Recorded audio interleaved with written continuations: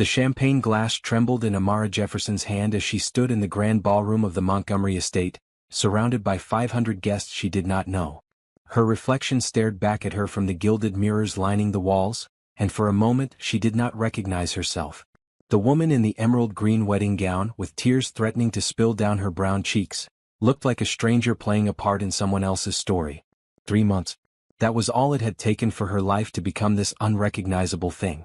3 months ago she was teaching third graders their multiplication tables in a modest classroom in Brooklyn. 3 months ago she had never heard the name Lucas Montgomery. 3 months ago she had still believed that love could not be bought, sold, or wagered like chips in a casino. She was wrong. Across the room, her husband of exactly 47 minutes stood with his back to her, laughing with a circle of men in expensive suits. His laughter cut through the string quartet's melody, sharp and careless. He had not looked at her once since they said their vows. Not once since he slid the 4-carat diamond onto her finger. Not once since he sealed their union with a kiss so cold it felt like pressing her lips to marble.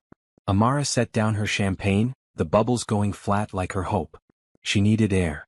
She needed space. She needed to remember how she had ended up here, standing in a fairy tale that felt more like a prison. It had started with a bet.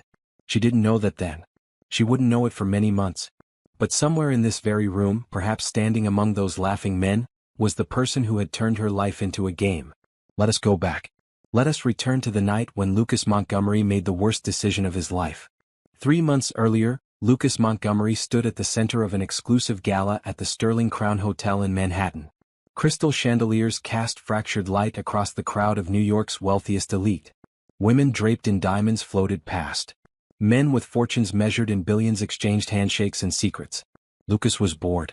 At 32 he had everything money could buy. A penthouse overlooking Central Park. A yacht docked in Monaco. A car collection worth more than most people would earn in 10 lifetimes. And yet, standing there in his tailored navy suit, he felt nothing. The champagne tasted flat. The conversation felt hollow.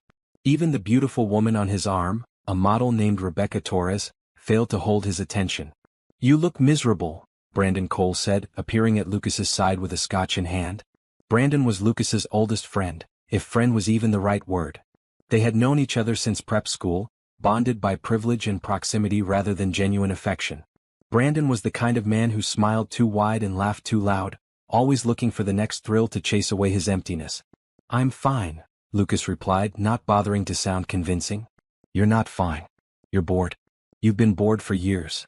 Brandon leaned closer, lowering his voice. "That's because you have it too easy. Everything comes to you. Money, women, success. You've never had a real challenge." Lucas rolled his eyes. "And I suppose you have a solution." "Actually, I do." Brandon's smile widened, taking on a quality that should have served as a warning. "A bet." "I'm not interested. You haven't even heard it yet." "I don't need to. Your bets are always ridiculous." Brandon shrugged, swirling his scotch. "Fine. I just thought you might want to prove something for once. But if you're scared." The word landed exactly as Brandon intended. Lucas's jaw tightened. He had never backed down from anything in his life.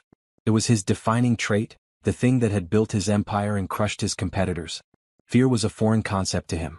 "I'm not scared," Lucas said flatly. "What's the bet?" Brandon's eyes gleamed. "You date and marry women who look like magazine covers. Perfect faces. Perfect bodies. It's so predictable it's boring. So here's my challenge. Marry someone who doesn't fit your usual standards. Someone the world would never expect to see on your arm. Stay married for 1 year. If you can do it, really do it, I'll sign over my shares in Coal Industries. That's $60 million. Lucas stared at him. "That's absurd." "Is it? Or is it the first interesting thing anyone's proposed to you in years? You want me to marry someone I'm not attracted to? For a year.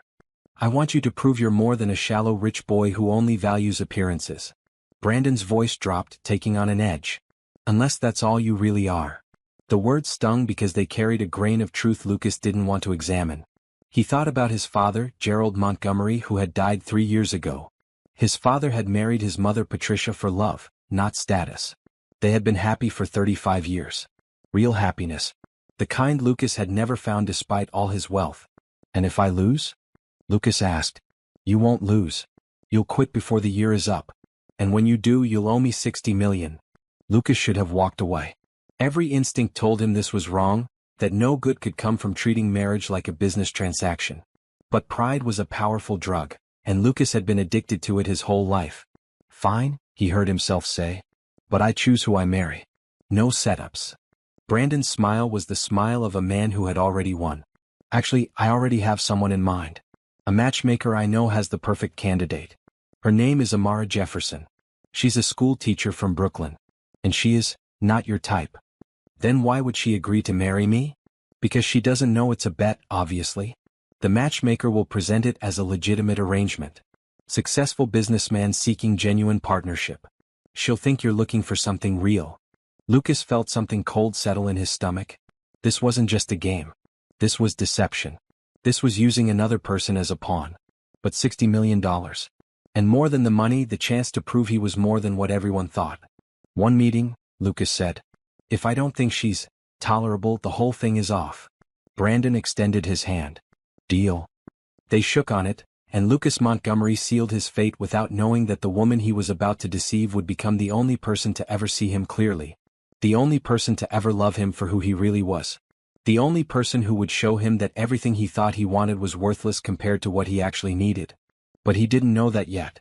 On that night, surrounded by champagne and chandeliers and the hollow laughter of the wealthy, Lucas thought he was entering a game he could easily win. He had never been more wrong about anything in his life. What would you do if someone you trusted turned your life into a game without your knowledge? Can love ever be real when it starts with a lie? Comment your thoughts below, and if you want to see how this story unfolds, make sure you subscribe now so you don't miss what happens next. The coffee shop was called Warm Cup, and it sat on a quiet corner in Brooklyn, far from the gleaming towers of Manhattan where Lucas usually spent his days. He had never been to this part of the city. The buildings were older here, the streets narrower, the people dressed in practical clothes rather than designer labels. Lucas felt out of place in his charcoal gray suit. He felt like a businessman who had wandered into the wrong neighborhood. Which, he supposed, was exactly what he was. He checked his watch. The matchmaker had arranged this meeting for 2 o'clock. It was now 2:15. His date was late. His date. He almost laughed at the word. This wasn't a date. This was an inspection. He was here to evaluate whether Amara Jefferson was tolerable enough to serve as his fake wife for a year. The thought made him feel vaguely ill, but he pushed the feeling down. $60 million. Pride. The bet. He was about to leave when the door opened. She walked in wearing a bright red cardigan over a white blouse and blue jeans. Her hair was natural, a crown of black curls that framed her round face. She was plus size with full curves and soft features. Her skin was a warm brown, and when she scanned the coffee shop looking for him, her eyes were the kindest he had ever seen. This was Amara Jefferson. Lucas felt his stomach tighten. She was beautiful. The thought surprised him. It wasn't the kind of beauty he was used to, not the angular, sculpted beauty of models and socialites. It was something warmer, softer, real. She spotted him and smiled, and something in his chest flickered. You must be Lucas, she said, approaching his table. Her voice was gentle but confident. I'm Amara. I'm so sorry I'm late. One of my students had a crisis and I couldn't just leave her. A crisis? She lost her tooth during reading time and thought she was dying. Amara laughed, a warm sound that filled the small space between them. It took some convincing to explain that this was actually a good thing. The tooth fairy was coming. Lucas found himself almost smiling. When was the last time someone had told him a story about a child losing a tooth? When was the last time anyone had spoken to him about something so simple and genuine? Please sit, he said, gesturing to the chair across from him. She sat, setting her purse on the floor beside her. A server came over, and Amara ordered a chai latte with extra cinnamon. Lucas ordered black coffee, suddenly feeling pretentious about his usual complicated espresso drink. So, Amara said, folding her hands on the table. The matchmaker said you're looking for something real. A genuine partnership. Not just appearances. The irony of her words hit him like a blow. She had no idea. This whole thing was about appearances. It was about a bet made by shallow men in an even shallower world. That's right, he heard himself say. The lie came easily. Too easily. Can I ask why? I mean, you're Lucas Montgomery. I looked you up after we were matched. You could have anyone. Why go through a matchmaker? Why me? Good questions. Questions he had rehearsed answers for. I've dated people who wanted my money, he said. My status. My name. I've never dated someone who wanted me. Maybe I'm looking for something different. It was a lie wrapped around a truth. Because somewhere deep inside, beneath all the layers of arrogance and privilege, Lucas did want something different. He just didn't know it yet. Amara studied him for a long moment. Her gaze was steady, searching. He had the uncomfortable feeling that she was seeing past his suit and his rehearsed answers into something deeper. "You know what I noticed about you?" she said finally. "What?" "Your eyes. They look tired. Not physically tired. Something else. Like you've been performing for so long you've forgotten what it feels like to just be." Lucas's breath caught. No one had ever said anything like that to him. No one had ever looked at him and seen exhaustion rather than success. No one had ever noticed the weight he carried behind his confident smile. He didn't know what to say. For the first time in years he was speechless. Amara reached across the table and touched his hand. Just briefly. Just a moment of contact. But it was warm and it was real and it shook something loose inside him. "I'm not going to pretend I'm not nervous," she said. "A billionaire wanting to date a plus-size school teacher from Brooklyn? That's not exactly typical. But the matchmaker said you were looking for authenticity. And that's something I can offer. I don't know how to be anyone other than who I am." "Who are you?" The question slipped out before he could stop it. Amara smiled and the warmth of it transformed her face. "I'm Amara Jefferson. I teach 3rd grade at PS 114. I live with my mother because she had surgery last year and needs help. I make the best sweet potato pie in Brooklyn according to my brother Theo. And I believe that kindness is more important than anything else in this world." Lucas looked at this woman, this stranger who had just laid herself bare before him, and felt something shift in his chest. She was genuine. She was real. She was everything the people in his world were not. And he was about to use her for a bet. The guilt was sudden and sharp, but he pushed it down. He had made a deal. He had given his word. And Lucas Montgomery always kept his word, even when that word was poison. "I'd like to see you again," he said. "I'd like that too." They talked for another hour. She told him about her students, about the little boy who insisted on wearing a superhero cape to class every day, about the girl who wrote poems about her pet goldfish. He told her carefully edited stories about his business, avoiding the ruthlessness and focusing on the success. When they finally left the coffee shop, the sun was setting over Brooklyn, painting the sky in shades of orange and pink. "Thank you for today," Amara said, standing on the sidewalk outside. "I wasn't sure what to expect, but this was nice. You're different than I thought you'd be." "Different how?" "Sadder." She said it simply, without judgment. "But that's okay. Everyone's sad about something. The question is what you do with it." She smiled one last time, then turned and walked away, her red cardigan bright against the fading light. Lucas watched her go, and for the first time since making that terrible bet, he wondered if he had made a mistake. Not because he thought he would lose, but because he was suddenly, inexplicably afraid of winning. He didn't know it yet, but he was already beginning to fall. Already beginning to see that Amara Jefferson was not just a means to an end. She was not just a pawn in a rich man's game. She was the woman who would change everything. Over the next 3 weeks they met 6 more times. Coffee became dinner. Dinner became walks in the park. Every meeting left Lucas more confused and more drawn to her. She made him laugh. She challenged his opinions. She treated him like a person instead of a bank account. And when he finally proposed, kneeling in a restaurant in Manhattan with a ring worth more than her annual salary, she said yes. Not because of the ring. Not because of his wealth. But because she saw something in him worth believing in. She was wrong, of course. At least, she was wrong about who he was at that moment. But she was right about who he could become. She just didn't know yet that her love would be the thing that saved him. The wedding was elegant. The wedding was expensive. The wedding was everything Lucas Montgomery's status demanded and nothing that Amara Jefferson had ever dreamed of. She had always imagined getting married in her mother's backyard, surrounded by family and friends, with her brother Theo walking her down the aisle. Instead, she stood in a grand ballroom filled with 500 strangers, wearing an emerald green gown that had been chosen by a wedding planner she had met twice. The color had been Lucas's suggestion. He said it would complement her skin tone. He was right. When she looked in the mirror before the ceremony, she barely recognized herself. She looked beautiful. She looked like someone who belonged in this world of crystal and gold. But she didn't feel like she belonged. She felt like an imposter wearing borrowed clothes. The ceremony itself was brief. The vows were traditional. When Lucas slid the diamond ring onto her finger, his hand was steady but his eyes were distant.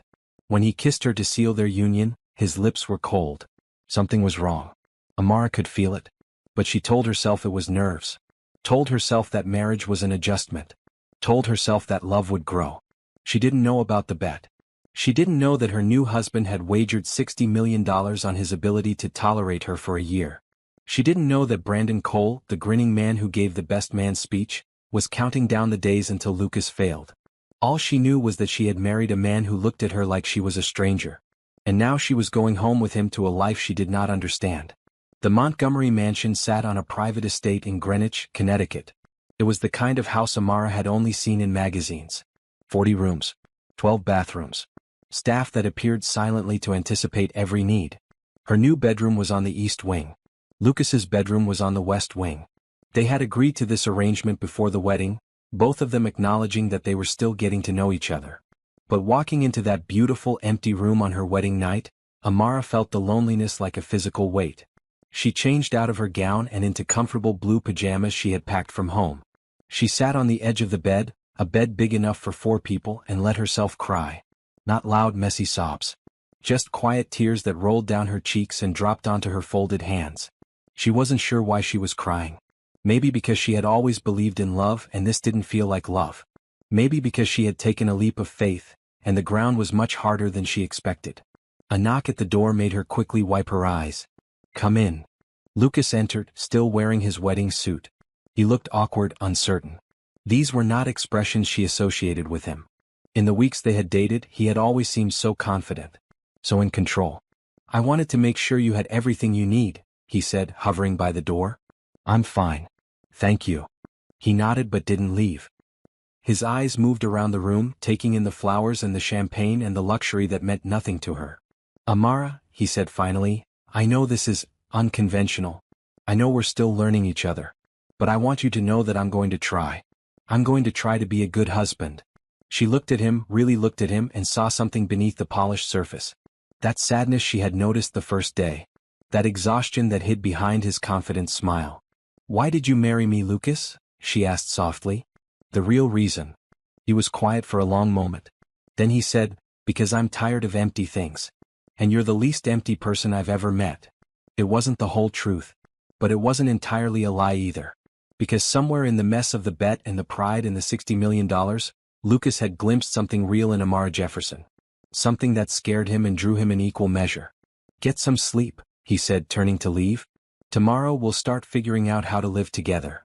The next weeks were a strange dance of avoidance and proximity. They ate breakfast together in the vast dining room, making small talk about the news and the weather. They ate dinner together most nights, the conversation slowly becoming easier. Amara explored the mansion, finding her favorite spots. The library with its floor-to-ceiling windows. The garden with its roses and stone paths. The kitchen where she convinced the cook to let her make sweet potato pie one Sunday afternoon. Lucas watched her from a distance. Watched her befriend the staff with her genuine warmth. Watched her bring flowers from the garden into the house, filling the cold rooms with color and life. Watched her call her mother every evening, her voice full of love and laughter. She was changing the mansion without even trying. And she was changing him too, though he refused to admit it. 3 weeks after the wedding, Lucas came home from work to find Amara in the library, curled up in a chair with a book. She was wearing a comfortable blue sweater and reading glasses that she quickly tried to hide. "Don't," he said, surprising himself. "They look good on you." She blushed, a warmth spreading across her brown cheeks. "I'm usually wearing contacts. I didn't think you'd be home so early." Meeting ended early. He sat down in the chair across from her. "What are you reading?" She held up the book. It was a collection of poetry by Langston Hughes. "Do you like poetry?" she asked. "I don't know. I've never really read any." She smiled and something in his chest tightened. "Would you like me to read you some?" He should have said no. He should have retreated to his office and maintained the careful distance between them. But he was tired. Tired of performing. Tired of pretending. And sitting here with her, in the golden afternoon light, he felt something he hadn't felt in years. He felt almost peaceful. "Yes," he said. "I'd like that." She read to him for an hour. Poems about dreams and rivers and the beauty of ordinary life. Her voice was soft and rhythmic, and Lucas found himself closing his eyes, letting the words wash over him. When she finally stopped, he opened his eyes to find her watching him with a gentle expression. "You fell asleep for a minute there," she said. "I didn't. I was just resting my eyes." She laughed, and the sound was warm and real and nothing like the brittle laughter of his usual world. "Okay, Mr. Montgomery. You were resting your eyes." He smiled. It was a small smile, almost reluctant, but it was genuine. Maybe the first genuine smile he had given anyone in years. They were still strangers. They were still navigating a marriage built on deception.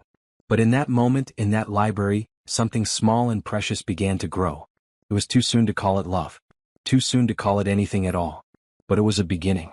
And beginnings, Amara knew, were the most important part of any story. Spring arrived at the Montgomery estate with blooming flowers and longer days. 2 months had passed since the wedding, and the cold formality between Lucas and Amara had slowly begun to thaw. They had developed routines. Morning coffee together in the sunroom.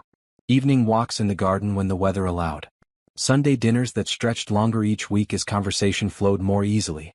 Lucas found himself looking forward to seeing her. The realization crept up on him slowly, like sunrise. One day he was simply tolerating her presence, and the next he was disappointed when business kept him late at the office. It was a Thursday evening when everything shifted.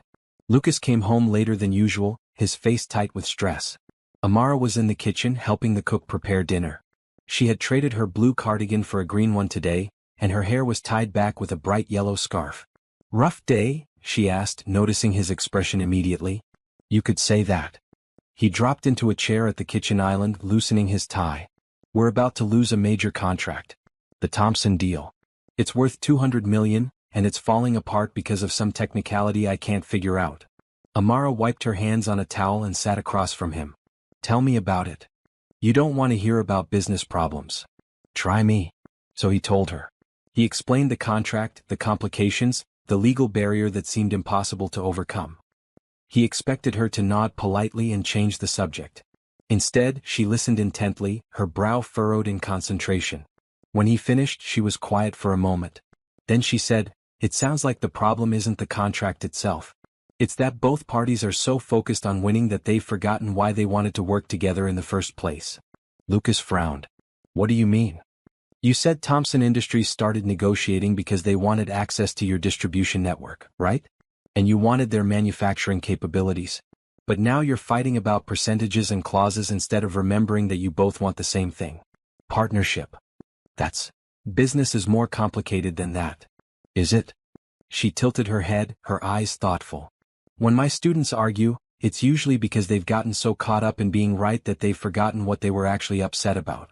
The solution is usually to remind them of the original goal. What did they want? A turn with the blocks. To be included in the game. Once they remember that, finding a solution gets easier." Lucas stared at her. She had just compared a $200 million deal to a dispute over building blocks.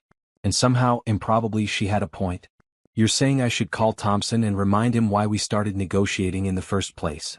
I'm saying maybe you should stop treating him like an opponent and start treating him like a partner. Isn't partnership what you both wanted?" He was quiet for a long moment. Then he stood up, pulled out his phone and walked out of the kitchen. 20 minutes later he came back. His face was different now. The tension had melted into something that looked almost like wonder. "I just had a 15-minute conversation with Thompson," he said. "We're having dinner tomorrow to renegotiate. Not as opponents. As partners." Amara smiled. "See? Third-grade wisdom applies to everything." He laughed. Actually laughed. It was the first time she had heard that sound from him, free and surprised and genuine. "Thank you," he said, and he meant it. That night they didn't eat in the formal dining room. They ate in the kitchen, sitting side by side at the island, sharing stories and laughter.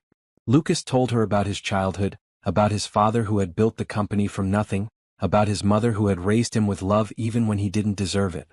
Amara told him about growing up in Brooklyn, about teaching, about her dream of opening a community center for underprivileged kids someday.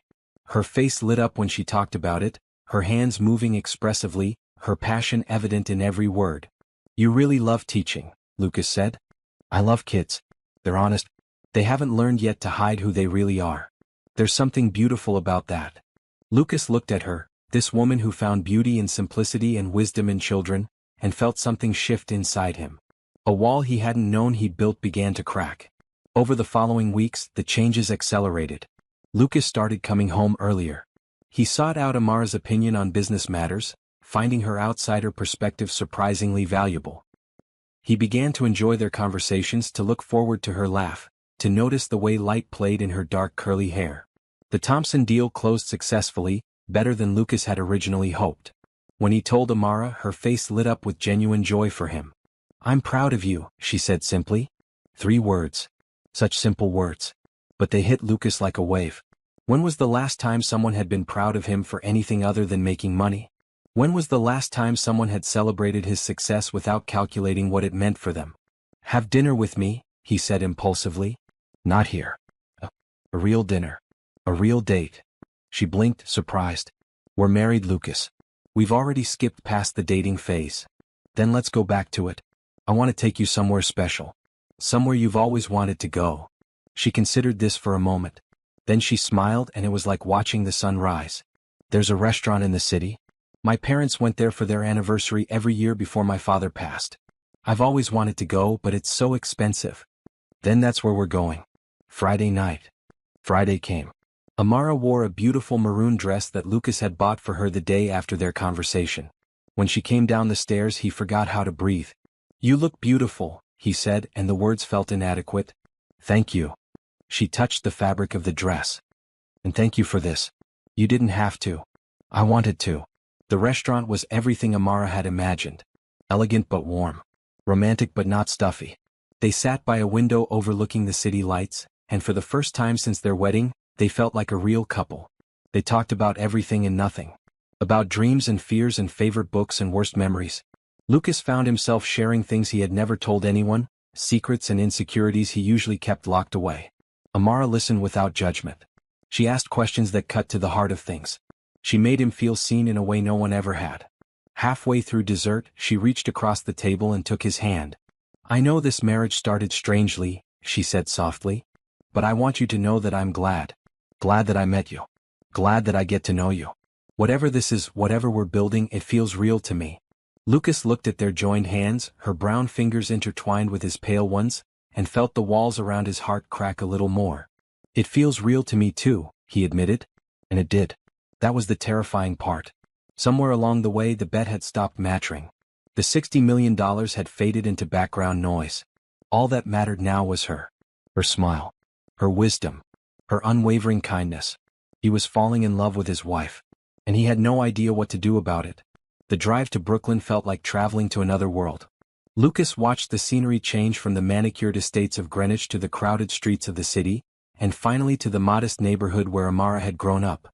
It was a Saturday afternoon in late spring. Amara had invited him to meet her family, a step that felt both natural and terrifying. He had met plenty of families before, families of girlfriends and business associates, but those meetings had been performances. This felt different. This felt real. "Nervous?" Amara asked, glancing at him from the passenger seat. She was wearing a bright blue dress today, and her hair was styled in an elegant updo that made her look like royalty. "No," Lucas lied. She laughed. "Liar. It's okay. They're going to love you. You sound confident about that." "I am. Because I've told them about you. The real you.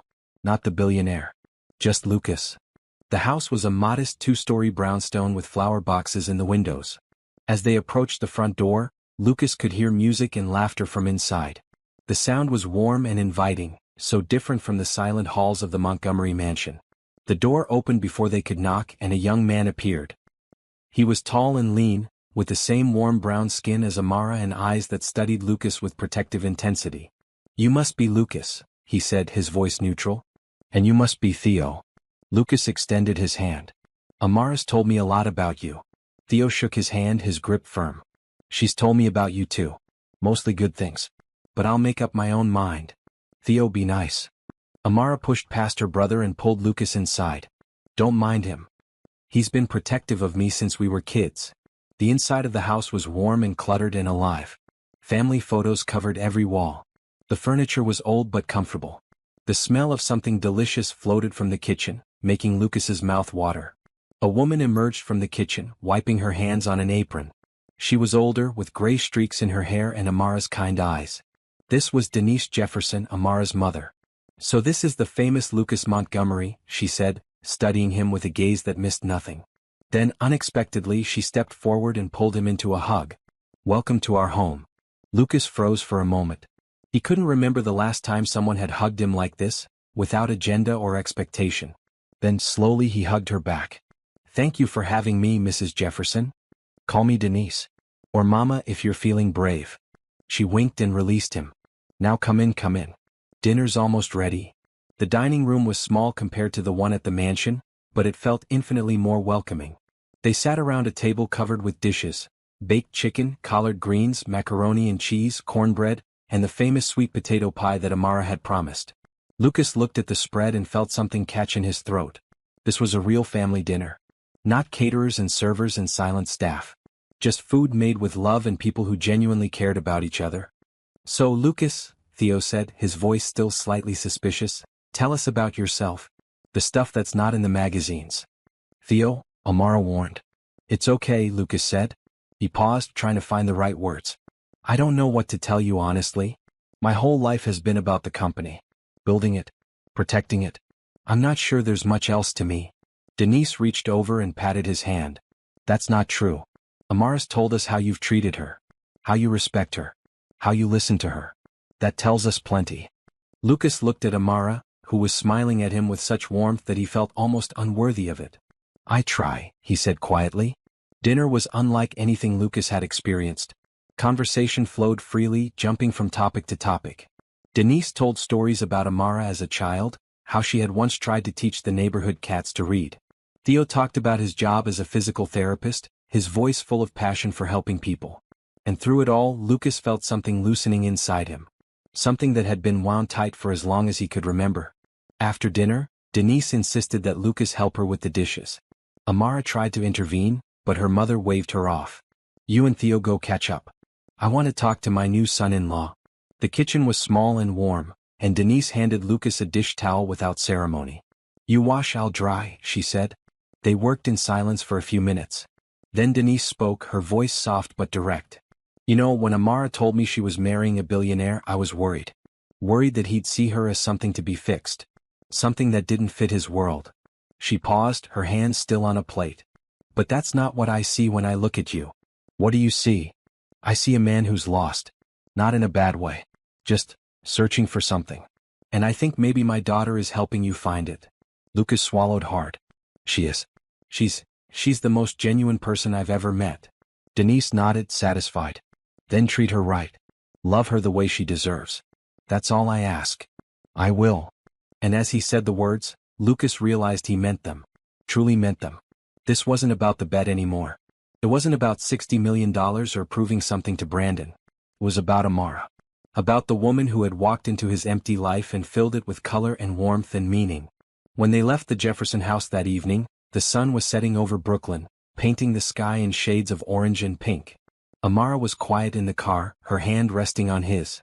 Thank you, she said finally. For what? For coming today. For trying. For being you. He lifted her hand and kissed it, a gesture that felt surprisingly natural. Thank you for letting me in, he replied. Your family they're wonderful. I've never experienced anything like that. Like what? Like being seen. Really seen. Not for my money or my name. Just for who I am. She squeezed his hand. That's what family does. And your family now. Whether you're ready for it or not. Lucas drove in silence for a while, thinking about her words. Family. He had a family, of course. His mother, Patricia, who he barely saw. The memory of his father, who had been gone for 3 years. But the Jeffersons offered something different. Something he hadn't known he was missing. Unconditional acceptance. Genuine love. A place to belong. And at the center of it all was Amara. This woman he had married for a bet. This woman who had become the most important person in his world without him even noticing. I'm falling for you, he said, the words escaping before he could stop them. She turned to look at him, her eyes wide. What? I'm falling for you, Amara? I know this started strangely. I know there's a lot I haven't told you. But what I feel for you now is real. You're the best thing that's ever happened to me. She was quiet for a long moment. Then slowly she smiled. I'm falling for you too, she admitted. I have been for a while. I was just scared to say it. Lucas pulled the car over to the side of the road. He turned to face her, taking both her hands in his. You never have to be scared with me, he said. Whatever happens, I'm going to take care of you. I'm going to love you the way you deserve to be loved. She leaned forward and kissed him. It was soft and sweet and full of promise. Their first real kiss. Not the cold formality of their wedding, but something true. Something that felt like the beginning of everything. They stayed there on the side of the road as the sun finished setting, holding each other in the growing darkness, two people who had found something unexpected and precious. Well, the crisis came without warning. One Monday morning, Lucas arrived at Montgomery Enterprises to find his building surrounded by news vans. His phone was flooded with calls. His email was overflowing with urgent messages. The story broke in the Financial Times. A major investor had pulled out, claiming financial irregularities that turned out to be the work of a disgruntled former employee. The accusations were false, but the damage was swift and brutal. Stock prices plummeted. Partners began backing away. Decades of work crumbled in hours. Lucas sat in his office, staring at the chaos on his computer screen, feeling like the world was collapsing around him. Everything he had built. Everything his father had built. It was all falling apart. His phone rang. It was Brandon Cole. "Rough day, old friend?" Brandon's voice dripped with false sympathy. "I saw the news. Looks like your empire is crumbling." "What do you want, Brandon?" "Just checking in. Making sure you're still on track with our little arrangement. It would be such a shame if you had to give up the bet now that you actually need the money." Lucas hung up without responding. He couldn't deal with Brandon right now. He couldn't deal with any of it. The door to his office opened and Jonathan Pierce walked in. Jonathan was Lucas's business partner and oldest genuine friend, a steady presence in a world of shifting loyalties. "How bad is it?" Lucas asked. "Bad. But not impossible." Jonathan sat down across from him. "We can fight this. It'll take time and resources, but we can prove the allegations are false." "How much time?" "Months. Maybe longer." Lucas rubbed his temples. Months of fighting. Months of uncertainty. Months of watching everything he had worked for hang in the balance. "There's something else," Jonathan said carefully. "A lot of people are distancing themselves. Business partners. Social contacts. Even some friends." "What do you mean?" "I mean that the people who used to take your calls aren't answering anymore. The invitations have stopped. You're being isolated." Lucas laughed bitterly. Of course. In his world, failure was contagious. No one wanted to be associated with a falling star. "Is there anyone still standing with me?" Jonathan nodded. "Your mother." "Me." He paused. "And Amara. She called me this morning. Wanted to know how she could help." Amara. In the chaos of the morning, Lucas had almost forgotten about her. She was probably at home watching the news, seeing her husband's name dragged through the mud. He should call her. Should explain. Should probably tell her that being married to him might not be the advantage it once seemed. But when he got home that evening, exhausted and defeated, she was waiting for him in the foyer. She was wearing a simple red blouse and blue jeans, her expression calm and steady. "I made dinner," she said. "Nothing fancy. Just comfort food." "Amara, I should explain." "You don't have to explain anything." She took his hand and led him to the kitchen. "I know what's happening. I know it's bad. But you don't have to face it alone." The kitchen smelled like home cooking, something she had made herself without the staff's help. Baked chicken. Mashed potatoes. Green beans. Simple and warm and exactly what he needed. They ate in silence for a few minutes. Then Amara spoke. "When my father lost his job, I was 12 years old. We almost lost our house. My parents worked 3 jobs between them just to keep the lights on. It was the hardest year of our lives." Lucas looked at her. "I didn't know that. There's a lot you don't know about me. But here's what I learned from that year. The people who stayed with us during the hard times were the only people who really mattered. Everyone else was just background noise." She reached across the table and took his hand. "I'm staying, Lucas.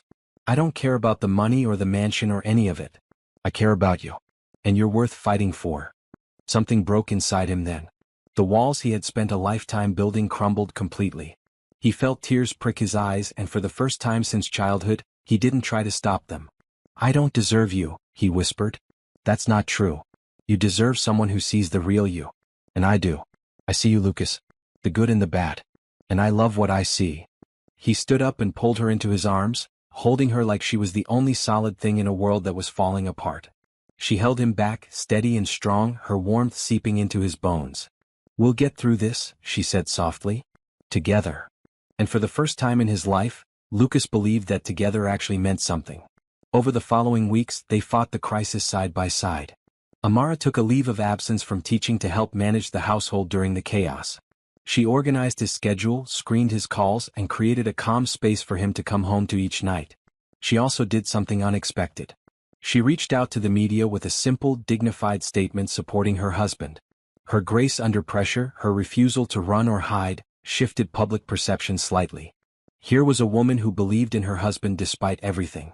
It wasn't much, but it mattered. Jonathan worked relentlessly to clear Lucas's name. The investigation uncovered the truth. The accusations had been fabricated by a former employee who had been fired for misconduct. One by one, the lies were exposed. Slowly, painfully, the company began to recover. Through it all, Lucas watched Amara. Watched her strength. Watched her kindness. Watched her unwavering support. He had married her for a bet. She had stayed with him out of love. The guilt was a constant presence now, a shadow that followed him everywhere.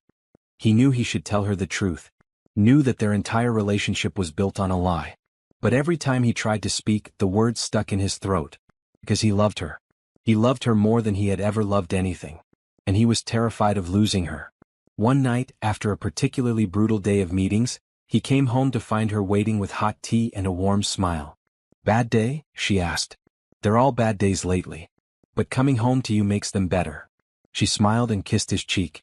"That's what I'm here for." He took her face in his hands and looked into her eyes. "Amara, I need to tell you something. Something important." Her smile faded slightly. "What is it?" The words were on his lips. "The truth. The bet. Everything." But then his phone rang. Jonathan with urgent news about the case. And the moment passed. "Never mind," Lucas said, releasing her. "It can wait." But it couldn't wait forever. And deep down he knew that the longer he waited, the worse the eventual reckoning would be. Summer arrived in full force, and with it came a measure of peace.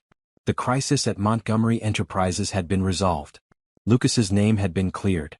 The company was rebuilding, stronger than before. But more importantly, the marriage that had begun as a bet had become something real. Something beautiful. Something Lucas treasured more than all his billions. He planned a trip for Amara's birthday. Not to Paris or Tokyo or any of the exotic destinations his wealth could afford. Instead, he took her to Martha's Vineyard, to a cozy bed and breakfast overlooking the ocean. "I can't believe you remembered I wanted to come here," Amara said as they walked along the beach, her hand in his. She was wearing a flowing green sundress, and the ocean breeze played with her curly hair. "You mentioned it once. Back when we first started getting to know each other.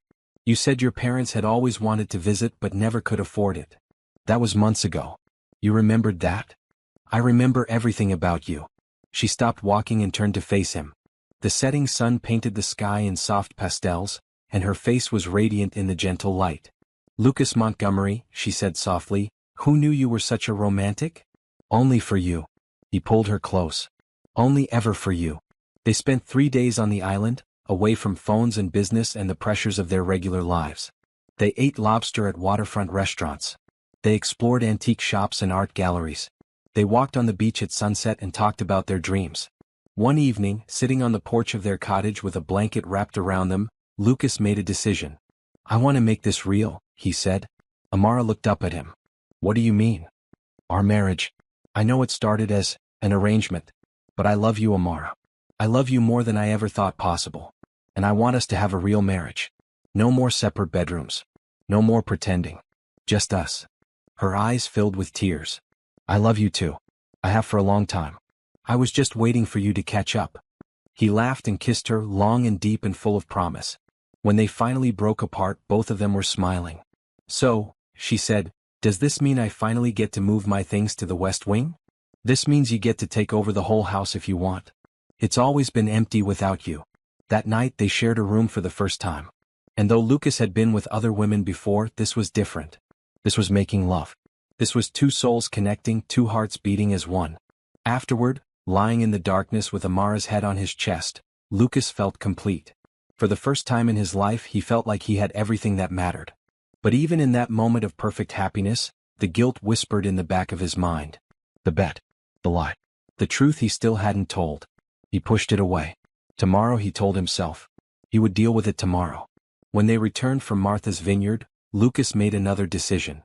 He needed to cut Brandon Cole out of his life. Their friendship had always been toxic. Brandon brought out the worst in him, encouraged his darkest impulses. The bet was proof of that. It was time to move on. He called Brandon and asked to meet. They sat across from each other at an exclusive club, the same kind of place where they had made their original wager. "I'm done," Lucas said simply. "The bet is off. I'm not playing your games anymore." Brandon's expression darkened. "You can't just quit. We had a deal." "I don't care about the deal. I don't care about the 60 million. I love my wife. I love her more than anything. And I'm not going to let you hold that over me anymore." "You love her?" Brandon laughed, harsh and mocking. "You married her for a bet. That's not love. That's performance. It started that way. But it's not that anymore. What I feel for Amara is real. More real than anything I've ever experienced." Brandon leaned forward, his eyes cold. "Does she know? Does your precious wife know that you married her to win a wager?" Lucas's jaw tightened. "She doesn't know. But I'm going to tell her." "Are you?" "Because here's the thing, Lucas. If you tell her, you might lose her. But if you don't tell her and she finds out some other way—" Brandon smiled. "Well, that would be much worse, wouldn't it?" "Is that a threat?" "It's a prediction. I know you. You're going to keep putting it off. Keep convincing yourself that tomorrow is a better day for honesty. And eventually, the truth is going to come out. And when it does, I'll be there to watch." Lucas stood up, his hands clenched at his sides. "Stay away from my wife. Stay away from my life. We're done." He walked out of the club without looking back. But Brandon's words echoed in his mind, a poisonous whisper that wouldn't be silenced. He should tell her. He knew he should tell her. But every time he looked at her face, so full of trust and love, the words died in his throat. Just a little more time, he told himself. Just a little more time to make her understand how much she meant to him. Then he would tell her. Then he would explain. But time was running out. And the truth, like all buried things, was slowly working its way to the surface. Have you ever loved someone so much that you were terrified of losing them? The fear of hurting those we care about can sometimes make us hold on to secrets longer than we should. If you're wondering whether Lucas will find the courage to tell Amara the truth before it's too late, subscribe now and turn on notifications so you won't miss the next chapter of their story. And let us know in the comments, should Lucas confess or wait for the perfect moment? Patricia Montgomery arrived at the mansion on a Tuesday morning, unannounced as always. She was an elegant woman in her late 50s, with silver-streaked hair and sharp green eyes that missed nothing. Lucas had been avoiding his mother for months. Not because he didn't love her, but because she had a way of seeing through his pretenses that made him uncomfortable. And right now he had a lot of pretenses to see through. "Mother," he said, kissing her cheek as she swept into the foyer. "What brings you here? Do I need a reason to visit my only son?" She looked around the house with approval. "The place looks different. Warmer. Lived in. That would be Amara's influence." Patricia's gaze sharpened. "Ah yes. The mysterious wife I've barely been allowed to meet. Speaking of which, where is she?" "In the garden. She likes to read out there in the mornings." "Then let's go find her. I think it's time I got to know my daughter-in-law properly." They found Amara in the garden, curled up on a bench with a book in her lap. She was wearing a bright blue dress that contrasted beautifully with her brown skin, and her face was peaceful in the morning light. Patricia stopped at the edge of the garden and studied her for a long moment. Then she smiled, a genuine smile that Lucas hadn't seen from her in years. "She's lovely," Patricia said softly. "She is. No, I mean, she's really lovely. There's something about her. A light. I can see why you fell for her." Lucas looked at his mother, surprised. Patricia Montgomery was not known for sentiment. She was practical, shrewd, and slow to approve of anyone. "You're not disappointed?" he asked. "She's not exactly what you expected for a daughter-in-law." "What I expected was another Rebecca Torres. Another social climber using you for your money. What I see is a woman who genuinely cares about you. Do you know how rare that is?" Before Lucas could respond, Amara looked up and spotted them. Her face brightened with a warm smile. "Mrs. Montgomery," she said, standing up. "Lucas didn't tell me you were coming." "That's because Lucas didn't know." Patricia walked forward and, to everyone's surprise, embraced Amara warmly. "It's wonderful to finally meet you properly, dear. And please call me Patricia." The three of them had tea in the sunroom. Patricia asked Amara about her teaching, her family, her life before Lucas. And Amara answered openly, without pretense or performance. Lucas watched his mother warm to his wife, watched the two most important women in his life connect, and felt hope and fear in equal measure. Hope that his new life could work.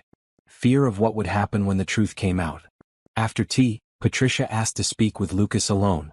They walked to his father's old study, A room that still smelled faintly of pipe tobacco and old books. "You love her," Patricia said. It wasn't a question. More than anything. "Then why do you look so guilty?" Lucas froze. "What do you mean?" "I'm your mother, Lucas. I know when something is eating at you. And something is definitely eating at you. Is it the business troubles? Those are over. Then what is it?" You wanted to tell her. Wanted to confess everything, the bet, the deception, the terrible way this had all started. But the words wouldn't come. "I made a mistake," he said finally. "A long time ago. Before I really knew her. And I'm afraid that when she finds out, I'll lose her." Patricia was quiet for a long moment. Then she said, "Your father made mistakes too. Things he never told anyone. But I knew. I always knew. And I loved him anyway because what mattered wasn't the mistake. It was who he became after. What if who I became isn't enough? Then you make it enough. You spend the rest of your life making it enough." She took his hand, her grip surprisingly strong. "Tell her the truth, Lucas. Whatever it is. Tell her before someone else does. Because secrets have a way of destroying everything they touch." He nodded, knowing she was right. Knowing he had run out of time. But before he could find the courage, Brandon Cole found him first. It happened 3 days later. Lucas came home from work to find Amara sitting in the living room, her face pale and tear-streaked. In her hand was a letter. "Someone left this on the doorstep," she said, her voice hollow. It says you married me for a bet." Lucas's blood turned to ice. "Amara, let me explain. Is it true?" Her voice cracked. "Did you bet someone that you could marry an obese woman and tolerate her for a year?" He opened his mouth to deny it. To explain. To somehow make her understand that everything had changed, that the bet meant nothing, that his love was real. But the words that came out were the only honest ones he could manage. "It's true. Started that way. But Amara, please listen to me." She stood up, her hands trembling. "You used me. You saw me and thought I was some kind of challenge. Some kind of game. That was before I knew you. Before I fell in love with you. How am I supposed to believe anything you say? Our entire marriage is built on a lie. Not our marriage. The beginning was a lie. But everything after, every moment we've shared, every word I've spoken for months, that's been real. I love you. I love you more than I've ever loved anyone or anything." She was crying now, tears streaming down her beautiful face. "I need to go. I can't be here right now. Amara, please." But she was already walking out the door. Out of the mansion. Out of his life. Lucas stood in the empty living room, the letter crumpled in his fist, feeling like everything good had just slipped through his fingers. He had been a fool. A coward. And now he had lost the only thing that mattered. The next 3 days were the longest of Lucas's life. Amara was staying with her mother in Brooklyn. She wouldn't answer his calls. She wouldn't respond to his messages. The silence was a weight on his chest that made it hard to breathe. He couldn't eat. He couldn't sleep. He wandered through the empty mansion, past the room she had filled with flowers and warmth, and felt the coldness returning. The coldness he had lived with before she came into his life. On the second day he called Jonathan Pierce. "I need your help," Lucas said, his voice raw. "I need to fix this." Jonathan listened as Lucas explained everything. The bet. The lies. The way it had all unraveled. That's a lot," Jonathan said finally. "I wish you had told me sooner." "I know. I was ashamed. I am ashamed." "What do you want to do now?" "I want to prove to her that my love is real. That I've changed. But I don't know how." Jonathan was quiet for a moment. Then he said, "Maybe the first step is confronting Brandon. Publicly. Showing Amara that you're willing to burn that bridge completely. He'll deny everything. Then make it impossible for him to deny. Get evidence. Make a statement. Show her that you're choosing her over everything else." Lucas nodded slowly. It was a start. It wasn't enough, but it was a start. He spent the next 24 hours gathering evidence. Emails from when the bet was first made. Bank records showing the amounts discussed. Text messages from Brandon referencing the wager. He compiled everything into a file that left no room for doubt. Then he called a press conference.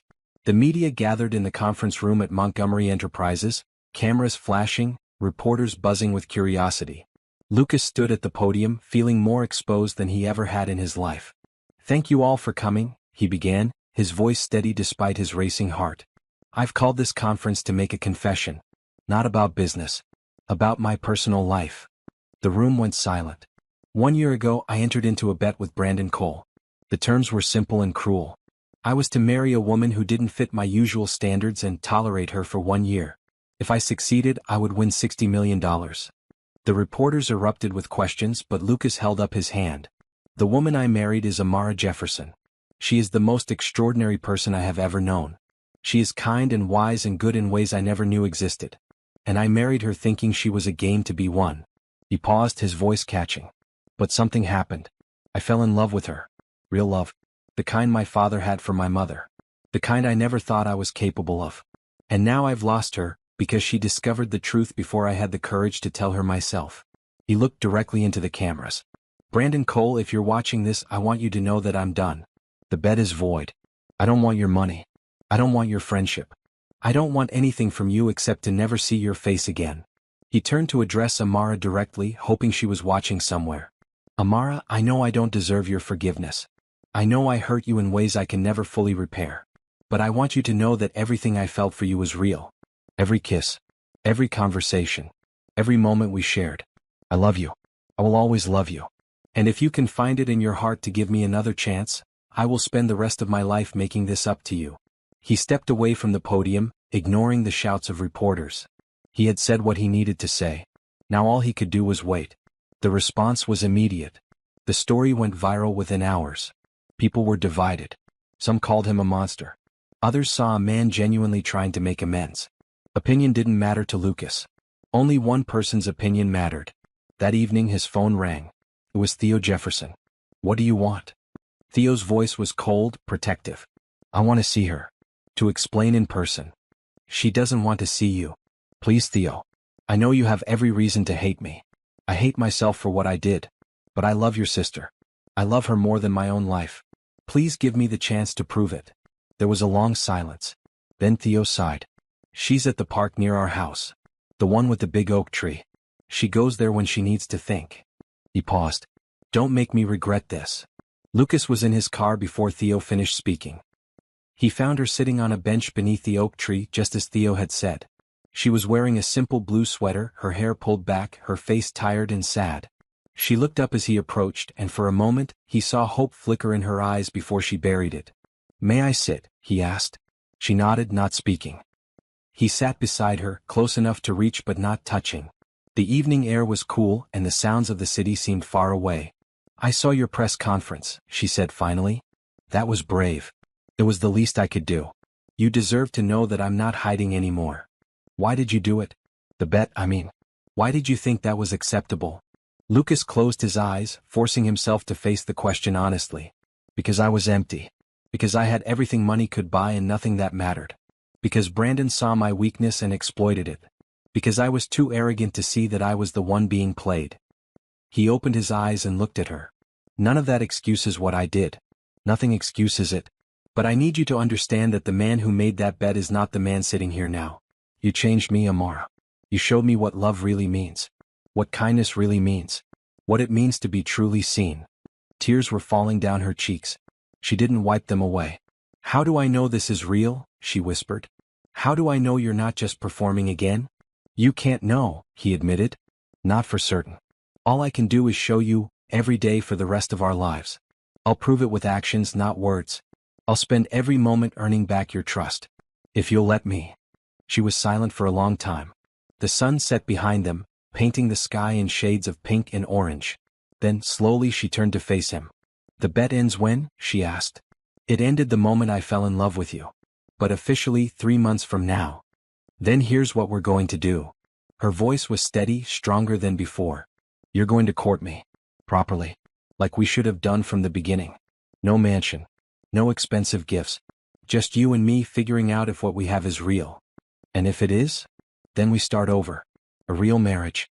Built on truth this time. He reached out tentatively and she let him take her hand.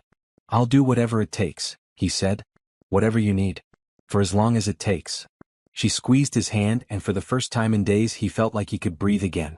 The courtship was unlike anything Lucas had ever experienced. They went back to the beginning.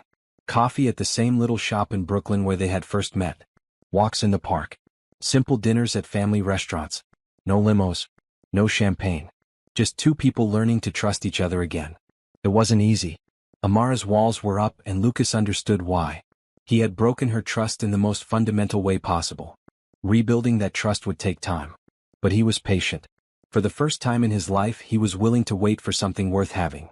3 weeks after their reconciliation, Amara came to dinner at the mansion. It was the first time she had been back since discovering the truth. Lucas had cooked the meal himself.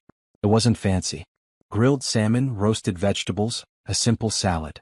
But he had put love into every bite, and Amara noticed. "You made this yourself?" she asked, surprised.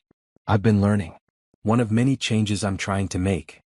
She smiled, a real smile that reached her eyes. "It's good. Really good. I had a good teacher. Your mother gave me some tips." Amara's eyes widened. "You talked to my mother?" "I've been going to Brooklyn twice a week. Having lunch with her. Learning how to cook. Learning about you. About your family. She never told me. I asked her not to. I wanted to prove myself through actions, not announcements." Amara was quiet for a moment, processing this. Then she reached across the table and took his hand. "You're really trying, aren't you?" "I've never tried harder at anything in my life." Over the following weeks, the walls continued to crumble. Amara moved back into the mansion, though they kept separate rooms for a while longer.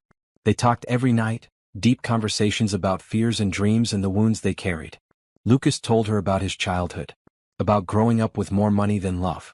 About his father, who had been distant and demanding until the very end. About the emptiness that had followed him like a shadow for as long as he could remember. Amara told him about her own struggles. About growing up plus-size in a world that valued thinness. About the cruel comments and the self-doubt. About learning to love herself despite everything. "You're the most beautiful woman I've ever known," Lucas told her one night. "Not despite how you look. Because of it. Because of everything you are." She cried then, tears of healing instead of pain.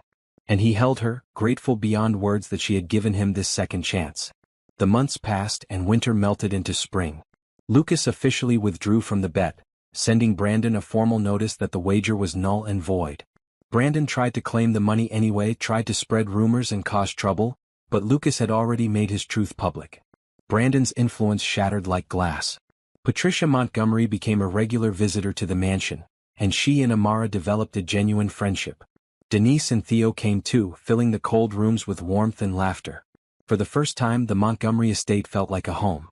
On a bright day in June, exactly 1 year after their original wedding, Lucas proposed again. He didn't do it in a fancy restaurant or on a tropical beach. He did it in the garden of the Jefferson home in Brooklyn, surrounded by roses that Denise had planted decades ago. He got down on one knee holding a simple ring. Not the 4-carat diamond from before. A modest sapphire that matched the blue dress Amara had worn on their first real date. "Amara Jefferson," he said, "I married you once out of arrogance and pride. This time I want to marry you out of love and gratitude. You saved me from myself. You showed me what really matters. Will you marry me again? For real this time? Forever?" She was crying and laughing at the same time. Yes. 1,000 times yes. The second wedding was everything the first should have been. It was held in Denise's backyard, with only 50 guests instead of 500. Theo walked Amara down the aisle. Grace Adams served as maid of honor. Jonathan Pierce stood as best man. Amara wore a flowing white dress with touches of blue. Her natural hair was crowned with flowers. She was radiant, glowing with a happiness that seemed to fill the entire garden. Lucas wore a simple navy suit, no tie. His eyes never left his bride as she walked toward him. When she reached his side, he took her hands in his and the world fell away. The vows they exchanged were their own words. "I promise to be honest with you always," Lucas said, his voice thick with emotion. "I promise to love you with every part of myself. I promise to be the man you deserve today and every day after." "I promise to believe in you," Amara replied. "I promise to forgive the past and embrace our future. I promise to love you not for who you were, but for who you are and who we're becoming together." When they kissed, the small crowd erupted in cheers. Denise was crying. Patricia was crying. Even Theo was quietly wiping his eyes. The reception was simple and joyful. There was music and dancing and Amara's famous sweet potato pie. Lucas danced with his mother. Amara danced with Theo. And when the night grew late and the stars came out, they danced with each other, swaying slowly beneath the Brooklyn sky. "Thank you," Lucas whispered into her ear. "For what?" "For seeing me. For saving me. For loving me when I didn't deserve it." She pulled back and looked into his eyes. "You always deserved love, Lucas. You just needed someone to show you how." They spent their honeymoon not in Monaco or Paris, but in a cottage on the Jersey shore. They walked on the beach. They cooked together. They planned their future, a future built on truth and trust and the unshakable foundation of real love. When they returned home, Lucas made one more announcement. He was stepping back from Montgomery Enterprises, leaving day-to-day operations to Jonathan Pierce. He wanted more time for what mattered. More time for family. More time for the community center Amara had always dreamed of opening. Together, they broke ground on the Jefferson Community Center a year later. It was built in Brooklyn, not far from where Amara had grown up. It offered after-school programs, tutoring, art classes, and support for underprivileged families. Amara ran the education programs. Lucas handled the funding and logistics. They were partners in every sense of the word. 3 years after their second wedding, they welcomed their first child. A daughter named Hope. She had her mother's kind eyes and her father's stubborn chin. She was perfect. Lucas held his daughter for the first time in the hospital room, Amara exhausted but glowing beside him, and felt something he had never felt before. Complete. Fulfilled. Home. We made it, Amara said softly. We did. Against all odds. It wasn't just odds. It was choice. You chose to change. You chose to be better. That's what made the difference. He looked at his wife, this extraordinary woman who had transformed his life, and knew she was right. Love wasn't just feeling. It was action. It was choice. It was showing up, every day, and being the person your loved ones deserved. Outside the hospital window, the sun was rising over New York City. A new day. A new beginning. And for Lucas and Amara Montgomery, the best was yet to come.